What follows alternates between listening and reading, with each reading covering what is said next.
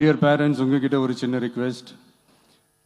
உங்கள் குழந்தைங்களோட விஷயத்தில் எதுவும் ஃபோர்ஸ் பண்ணாதீங்க, ப்ரெஷர் போடாதீங்க, எதுவும் இம்போஸ் பண்ணாதீங்க. ஃபர்ஸ்ட் ஆஃப் ஆல் அவங்களுக்கு என்ன பிடிச்சிருக்குன்றதை தெரிஞ்சுக்கிட்டு அதுக்கு ஏற்ற மாதிரி வழி நடத்துங்க. நான் டெஃபினட்டாக சொல்கிறேன், எத்தனை தடைகள் வந்தாலும் அவங்கவுங்களுக்கு பிடிச்ச விஷயத்தில், அவங்கவுங்களுக்கு பிடிச்ச துறையில் அவங்க கண்டிப்பாக சாதிச்சு காட்டுவாங்க.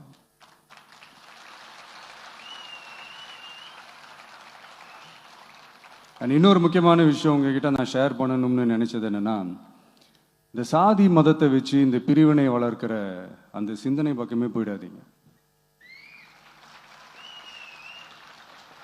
அந்த சிந்தனை உங்களையோ இல்லை உங்கள் மைண்டையோ டிஸ்டர்ப் பண்ணுற அளவுக்கு அதை அலோவ் பண்ணவே பண்ணாதீங்க. விவசாயிகள் என்ன சாதி மதம் பார்த்தா பொருளை விளைய வைக்கிறாங்க? தொழிலாளர்கள் என்ன சாதி மதம் பார்த்தா பொருளை உற்பத்தியில் ஈடுபடுறாங்க? இவ்வளோ ஏன் இயற்கை அம்சங்களான வெயில் மழையில் சாதி இருக்கா, மதம் இருக்கா?